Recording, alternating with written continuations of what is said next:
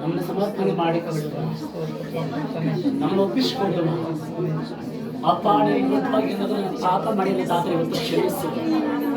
ವಿರುದ್ಧವಾಗಿ ಏನಾದರೂ ತಪ್ಪು ಮಾಡಿದ್ರೆ ಕ್ಷಮಿಸು. ವಿರುದ್ಧವಾಗಿ ಏನಾದರೂ ಅಪರಾಧ ಮಾಡಿದ್ರೆ ಕ್ಷಮಿಸು. ಅಪ್ಪ ಇವತ್ತು ನಿನ್ನ ಮಗನಾಗಿ ಮಗಳಾಗಿ ಸ್ವೀಕರಿಸು. ನನ್ನನ್ನು ನಿನ್ನ ಆಶೀರ್ವಾದ ಮಾಡು. ನಿನ್ನ ಬಲದಿಂದ ನಡೆಸುತ್ತವೆ. ಪ್ರಾರ್ಥನೆ ಬಲದಿಂದ ತುಂಬಿಸು. ಉಪವಾಸ ಬಲವನ್ನು ಕೊಡು. ಅಪ್ಪ ವಾಕ್ಯದ ರಹಸ್ಯನ ಪ್ರಕಟಣೆ ಮಾಡಿ. ಅಪ್ಪ ನನ್ನೊಂದಿಗೆ ಮಾತನಾಡಿ. ವಾಕ್ಯದ ಜೊತೆಗೆ ಮಾತನಾಡಿ. ನಿನ್ನ ಬಲವನ್ನು ಕೊಡಿದೆವು. ನೀನು ಆಶೀರ್ವಾದ ಮಾಡಬೇಕು. ಅಪ್ಪ ಕೀರ್ತನೆ 99ನೇ ಅಧ್ಯಾಯದಲ್ಲಿ ನೋಡಿರುವ ಹಾಗೆ ಆ ಭಕ್ತನ ಮಾಡಿದ ಪ್ರಾರ್ಥನೆ ಕೇಳಿಸಿಕೊಂಡ ಹಾಗೆ ಇವತ್ತು ನನ್ನ ಪ್ರಾರ್ಥನೆ ಕೇಳಿಸುತ್ತೆ.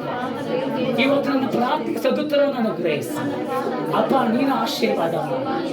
ನಿನ್ನ ಕೃಪೆಯಲ್ಲಿ ನಮ್ಮ ನಡೆಸು. ನಿನ್ನ ಮಹಿಮೆಯಿಂದ ನಮ್ಮ ತುಂಬಿಸು. ನಿನ್ನ ಪ್ರಸನ್ನ ಕಾಲ ನಮ್ಮ ನಡೆಸು. ನಿಮ್ಮ ಅಭಿಷೇಕದ ಆತ್ಮ ಆಳ್ವಿಕೆ ಮಾಡು. ನಿನ್ನ ಕೃಪೆಗಾಗಿ ಸ್ತೋತ್ರ. ನಿನ್ನ ಮಹಿಮೆಗಾಗಿ ಸ್ತೋತ್ರ. ಅಪ್ಪ ಎಲ್ಲವನ್ನು ನನಗಾಗಿ ಮಾಡಿ ಮುಗಿಸಿದೆ. ಎಲ್ಲವನ್ನು ನಮಗಾಗಿ ಮಾಡಿ ಮುಗಿಸಿದೆ. ಎಲ್ಲವನ್ನು ಸಭೆಗಾಗಿ ಮಾಡಿ ಮುಗಿಸಿದೆ. ಎಲ್ಲವನ್ನ ಕುಟುಂಬಗಳಿಗಾಗಿ ಮಾಡಿ ಮುಗಿಸಿದೆ. ಎಲ್ಲವನ್ನ ಗಂಡು ಹೆಂಡತಿಗಾಗಿ ಮಾಡಿ ಮುಗಿಸಿದೆ. ಅದಕ್ಕಾಗಿ ನನಗೆ ಸ್ತೋತ್ರ. ನಿನ್ನ ಬಲದಿಂದ ನಡೆಸು. ಎಲ್ಲದನ್ನು ಒಪ್ಪಿಸಿಕೊಡ್ತಾನೆ.